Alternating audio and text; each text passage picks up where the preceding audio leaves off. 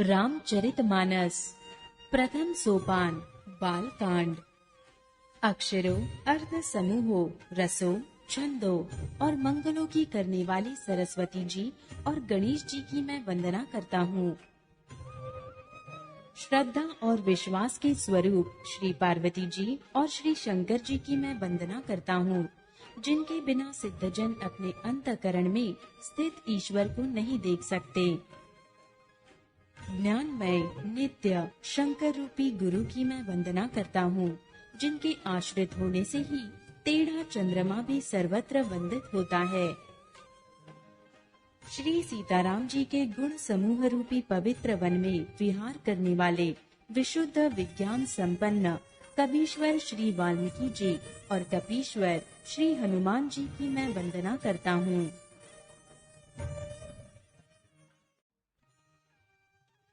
उत्पत्ति, स्थिति, पालन और संहार करने वाली, क्लेशों की हरने वाली तथा संपूर्ण कल्याणों की करने वाली श्री रामचंद्र जी की प्रियतमा श्री सीता जी को मैं नमस्कार करता हूँ। जिनकी माया के वशीभूत संपूर्ण विश्व ब्रह्मादि देवता और असुर हैं, जिनकी सत्ता से रस्सी में सर्प के भ्रम की भांति यह सारा दृश्य जगत सत्य ही प्रतीत होता है, और जिनके केवल चरण ही भव सागर से तरने की इच्छा वालों के लिए एकमात्र नौका है, उन समस्त कारणों से पर सबके कारणों के कारण और सबसे श्रेष्ठ राम कहाने वाले भगवान हरि की मैं वंदना करता हूँ।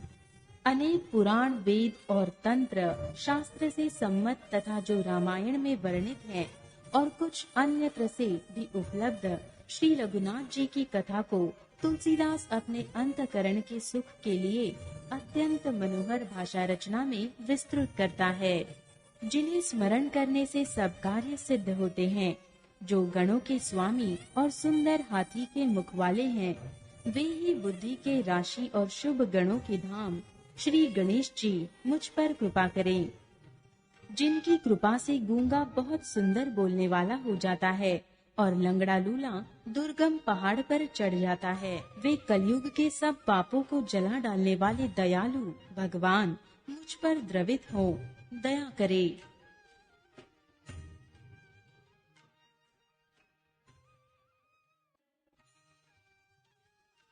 जो नील कमल के समान श्याम वर्ण है, पूर्ण खिले हुए लाल कमल के समान जिनके नेत्र हैं, और जो सदा क्षीर सागर में शयन करते हैं, वे भगवान नारायण मेरे हृदय में निवास करें। जिनका कुंद के पुष्प और चंद्रमा के समान गौर शरीर है, जो पार्वती जी के प्रियतम और दया के धाम है, और जिनका दीनों पर स्नेह है, वे कामदेव का मर्दन करने वाले शंकर जी मुझ पर कृपा करें। मैं उन गुरु महाराज के चरण कमल की वंदना करता हूँ, जो कृपा के समुद्र और नर रूप में श्री हरि हैं, और जिनके वचन महामोह रूपी घने अंधकार के नाश करने के लिए सूर्य किरणों की समूह है। वह रज सुकृति पुण्यवान पुरुष रूपी शिव जी के शरीर पर सुशोभित निर्मल विभूति है, और सुंदर कल्याण और आनंद की जननी है। भक्त के मन रूपी सुंदर दर्पण के मैल को दूर करने वाली और तिलक करने से गुणों के समूह को वश में करने वाली हैं। श्री गुरु महाराज के चरण नखों की ज्योति मणिक्यों के प्रकाश के समान है, जिसके स्मरण करते ही हृदय में दिव्य दृष्टि उत्पन्न हो जाती है। वह प्रकाश अज्ञान रूपी अंधकार का नाश करने वाला है। वह जिसके हृदय में आ जाता है, उसके बड़े भाग्य हैं।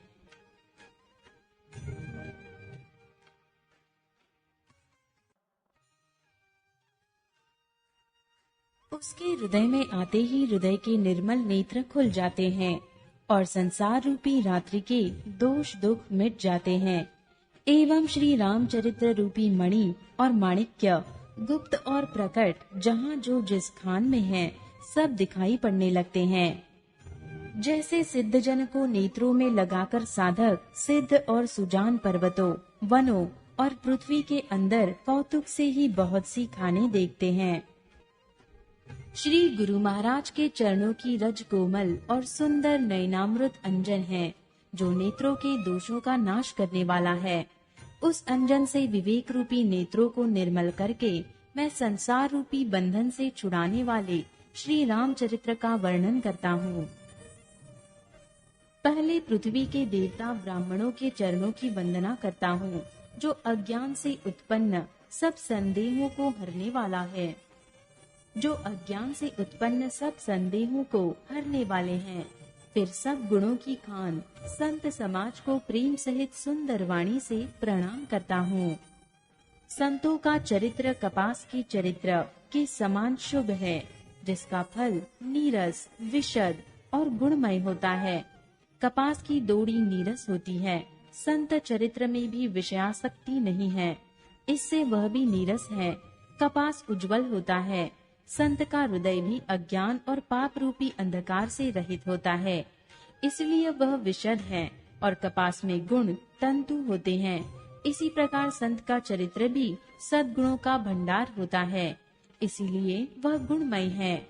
जैसे कपास का धागा सुई के किए हुए छेद को अपना तन देकर ढक देता है, अथवा कपास जैसे लोढ़े जाने, काते जाने और बुने जाने का कष्ट सहकर भी वस्त्र के रूप में परिणत होकर दूसरों के गोपनीय स्थानों को ढकता है, उसी प्रकार संत स्वयं दुख सहकर दूसरों के छिद्रों, दोषों को ढकता है, जिसके कारण उसने जगत में वंदनीय यश प्राप्त किया है।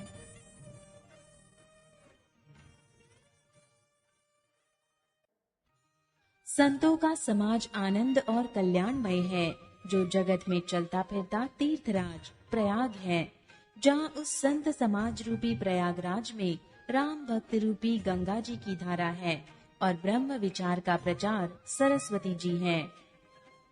विधि और निषेध, यह करो और यह न करो रूपी कर्मों की कथा कलयुग के पापों को हरने वाली सूर्य तनया यमुना जी हैं, और भगवान विष्णु और शंकर जी की कथाएं त्रिवेणी रूप से सुशोभित हैं, जो सुनते ही सब आनंद और कल्याणों की देने वाली है। उस संत समाज रूपी प्रयाग में अपने धर्म में जो अटल विश्वास है, वह अक्षय वट है, और शुभ कर्म ही उस तीर्थराज का समाज परिकर है। वह संत समाज रूपी प्रयागराज सब देशों में सब समय सभी को सहज ही में प्राप्त हो सकता है, और आदर पूर्वक सेवन करने से क्लेशों को नष्ट करने वाला है। वह तीर्थराज अलौकिक और अकथनीय है एवं तत्काल फल देने वाला है। उसका प्रभाव प्रत्यक्ष है।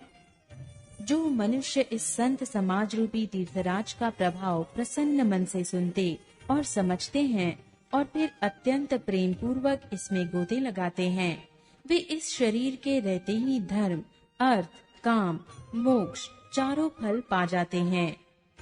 इस तीर्थराज में स्नान का फल तत्काल ऐसा देखने में आता है कि कौवे कोयल बन जाते हैं और बगुले हंस। यह सुनकर कोई आश्चर्य न करे, क्योंकि सत्संगी महिमा छिपी नहीं है।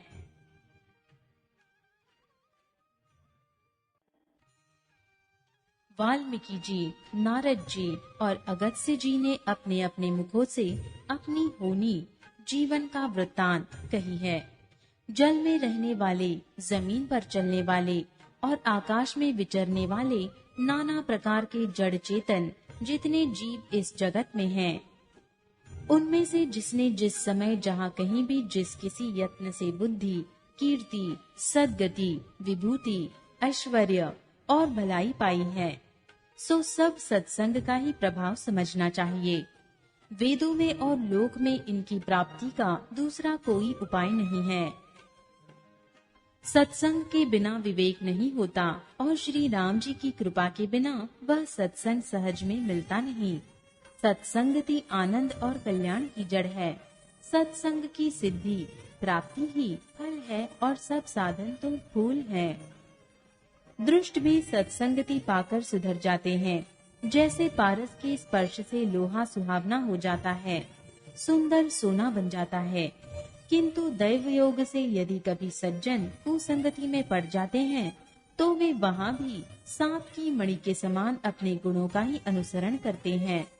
अर्थात जिस प्रकार सांप का संसर्ग पाकर भी मणि उसके विष को ग्रहण नहीं करती तथा अपने सहज गुण प्रकाश को नहीं छोड़ती, उसी प्रकार साधु पुरुष दुष्टों के संग में रहकर भी दूसरों को प्रकाश ही देते हैं। दुष्टों का उन पर कोई प्रभाव नहीं पड़ता। ब्रह्मा, विष्णु, शिव, कवि और पंडितों की वाणी भी संत महिमा का वर्णन करने में सकुचाती है। वह मुझसे किस प्रकार नहीं कही जाती, जैसे साग तरकारी बेचने वाले से मणिक्यों के गुण समूह नहीं कहे जा सकते।